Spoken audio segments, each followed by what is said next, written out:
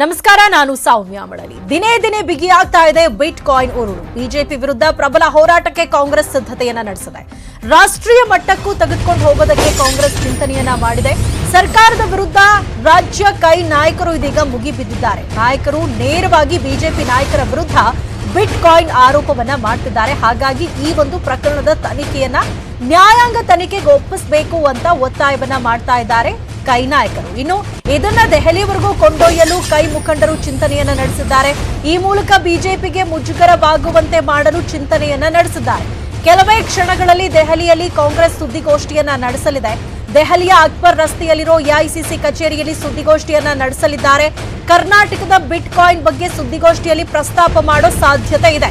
ಕಾಂಗ್ರೆಸ್ ಉಸ್ತುವಾರಿ ರಣದೀಪ್ ಸುರ್ಜೇವಾಲಾ ಅವರು ಸುದ್ದಿಗೋಷ್ಠಿಯನ್ನ ನಡೆಸಲಿದ್ದಾರೆ. ಹಾಗಾಗಿ ಈ ಒಂದು ಸುದ್ದಿಗೋಷ್ಠಿಯಲ್ಲಿ ಬಿಟ್ ಕಾಯಿನ್ ಪ್ರಕರಣಕ್ಕೆ ಸಂಬಂಧಪಟ್ಟ ಹಾಗೆ ಕೆಲವೊಂದು ದಾಖಲೆಗಳನ್ನ ಬಿಡುಗಡೆ ಮಾಡೋ ಸಾಧ್ಯತೆ ಕೂಡ ಇದೆ. ಈಗ ಆಲ್ರೆಡಿ ಕೈ ನಾಯಕರು ರಾಷ್ಟ್ರ ಮಟ್ಟದಲ್ಲಿ ಈ ಒಂದು ಪ್ರಕರಣಕ್ಕೆ ಸಂಬಂಧಪಟ್ಟ ಹಾಗೆ ಹೋರಾಟ ಮಾಡಲು ಚಿಂತನೆಯನ್ನ ನಡೆಸಿರುವಂತದ್ದು. ಮತ್ತೊಂದು ಕಡೆ ಕೆಲವೇ ಕ್ಷಣಗಳಲ್ಲಿ ಸುದ್ದಿಗೋಷ್ಠಿಯನ್ನ ನಡೆಸಲಿದ್ದಾರೆ ರಣದೀಪ್ ಸಿಂಗ್ ಸುರ್ಜೇವಾಲಾ ಅವರು. ಈ ಒಂದು ಸುದ್ದಿಗೋಷ್ಠಿಯಲ್ಲಿ ಬಿಟ್ ಕಾಯಿನ್ ಪ್ರಕರಣಕ್ಕೆ ಸಂಬಂಧಪಟ್ಟ ಹಾಗೆ ಮಹತ್ವದ ದಾಖಲೆಯನ್ನ ಬಿಡುಗಡೆ ಮಾಡೋ ಸಾಧ್ಯತೆ ಇದೆ. ಹಾಗಾಗಿ ಸುದ್ದಿಗೋಷ್ಠಿಯಲ್ಲಿ ಕಾಂಗ್ರೆಸ್ ನಾಯಕರು ಏನೆಲ್ಲ ಮಾಹಿತಿಯನ್ನ ಹೊರಹಾಕಲಿದ್ದಾರೆ, ಯಾವೆಲ್ಲ ಸ್ಫೋಟಕ ಮಾಹಿತಿಯನ್ನ ಅವರು ಹೊರಹಾಕಲಿದ್ದಾರೆ ಅನ್ನುವಂಥದ್ದು ಸದ್ಯದ ಕುತೂಹಲ.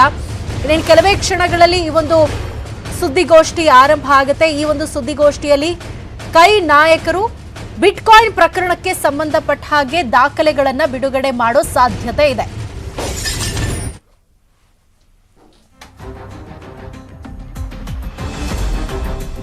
ಈಗ ಆಲ್ರೆಡಿ ಆರೋಪ ಪ್ರತ್ಯಾರೋಪಗಳಾಗಿರುವಂಥದ್ದು. ಈಗ ಕಾಂಗ್ರೆಸ್ನಿಂದ ಕೆಲವೊಂದು ದಾಖಲೆಗಳನ್ನ ಕೂಡ ಬಿಡುಗಡೆ ಮಾಡಲಾಗಿದೆ. ಬಿಟ್ ಕಾಯಿನ್ ಪ್ರಕರಣದಲ್ಲಿ ಬಿಜೆಪಿ ಮುಖಂಡರು ಭಾಗವಹಿಸಿದ್ದಾರೆ ಅನ್ನುವಂಥ ನೇರವಾದಂತಹ ಆರೋಪವನ್ನ ಕೈ ನಾಯಕರು ಮಾಡ್ತಾ ಇರುವಂತದ್ದು. ಈ ಪ್ರಕರಣಕ್ಕೆ ಸಂಬಂಧಪಟ್ಟ ಹಾಗೆ ಸುರ್ಜೇವಾಲಾ ಅವರು ಏನಾದರೂ ದಾಖಲೆಗಳನ್ನ ಬಿಡುಗಡೆ ಮಾಡ್ತಾರಾ, ಏನ್ ಮಾತಾಡ್ತಾರೆ ಅನ್ನುವಂಥದ್ದು ಸದ್ಯದ ಕುತೂಹಲ. ಈಗ ಮಾತಾಡ್ತಿದ್ದಾರೆ. No problems.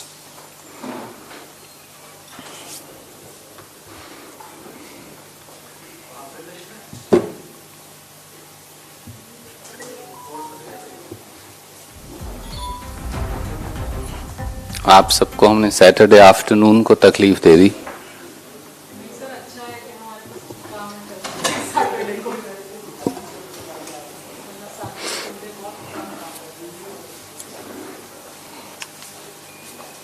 This is one of the biggest scam ever.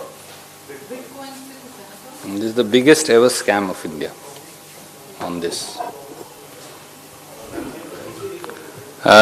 शुरू कर लें दोस्तों. Can we begin? आप अगर पीछे बोलेंगे ना तो फिर वो दिक्कत होती है, इसलिए हम पूछ रहे हैं.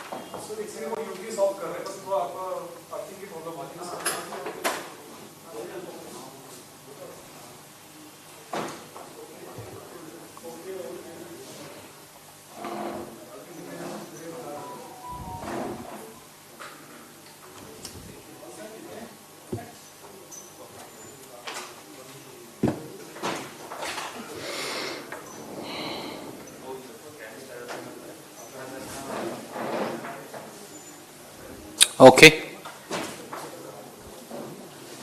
आपको सामने से बैठना पड़ेगा आप, क्योंकि वहां खड़े. नमस्कार दोस्तों.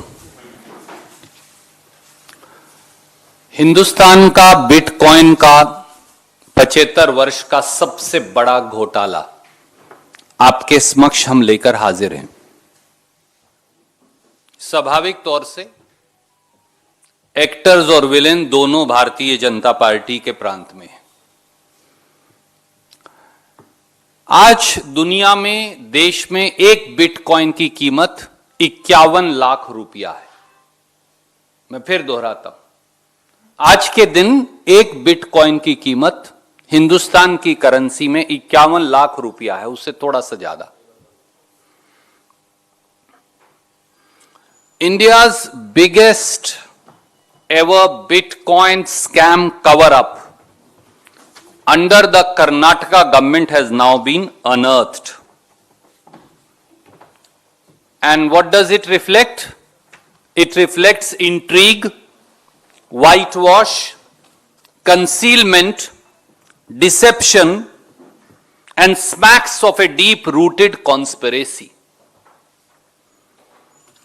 Why were Interpol NIA, National Investigation Agency, Serious Fraud Investigation Office, Enforcement Directorate, all were being kept in the dark till the last minute by the BJP Karnataka government. Instead of conducting a fair investigation, the BJP government of Karnataka appears to be preoccupied with Operation Bitcoin Scam Cover-up.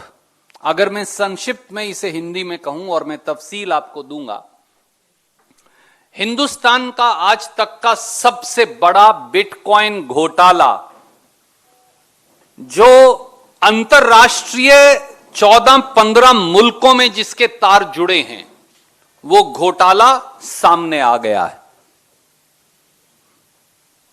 हेराफेरी, सबूतों को दबाने की साजिश, हर चीज पर पर्दा डालने का षड्यंत्र, षड्यंत्रकारी कोशिशें कि वो समाचार पत्रों और एजेंसियों को ना पता चले, ये सारी षड्यंत्रकारी कोशिशें सत्ताधारियों के द्वारा की जा रही हैं। यहां तक कि इंटरपोल तक को सूचित नहीं किया गया, NIA, ED और SFIO को भी सूचित नहीं किया गया। कर्नाटक की भारतीय जनता पार्टी की सरकार इस अंतरराष्ट्रीय तथा कथित बिटकॉइन घोटाले की जांच करने की बजाय उस पर पर्दा डालने का प्रयास कर रही है।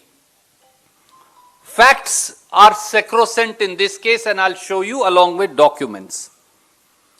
On 14th of November 2020, an alleged hacker, Shri Krishna, was arrested along with his associate Robin Khandelwal by Karnataka police.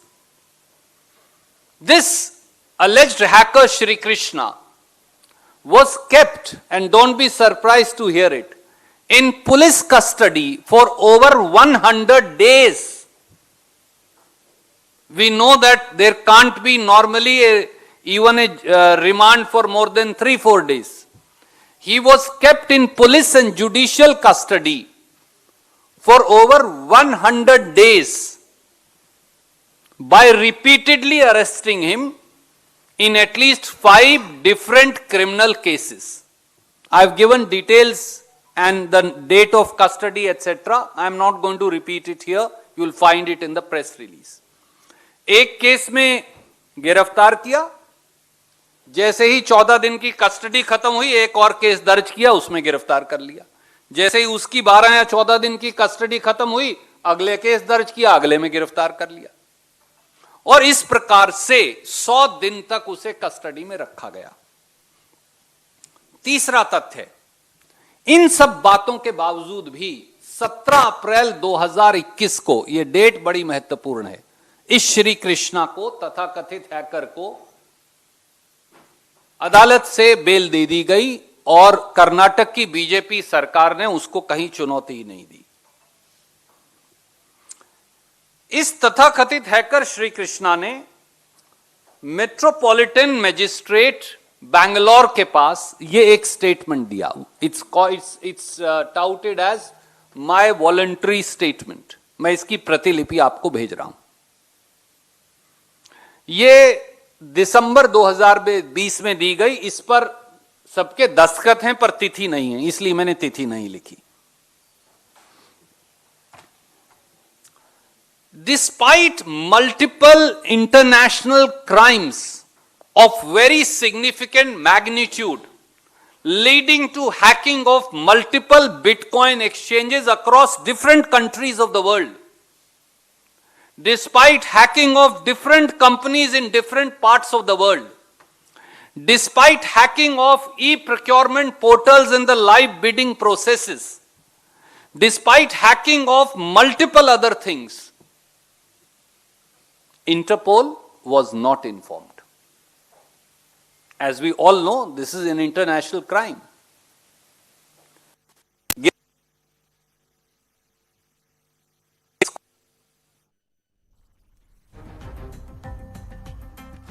Are sacrosanct. India's biggest ever Bitcoin scam cover-up under the Karnataka government has 14 नवंबर 2020 को गिरफ्तार, 17 अप्रैल 2021 को जमानत और 24 अप्रैल 2021 को पहली बार BJP सरकार ने interpole को चिट्ठी लिखी, वो भी सीबीआई के लियाजन ऑफिसर को, कि आप जितनी इंटरनेशनल फाइनेंशियल एजेंसीज हैं उन्हें इंफॉर्म कर दें।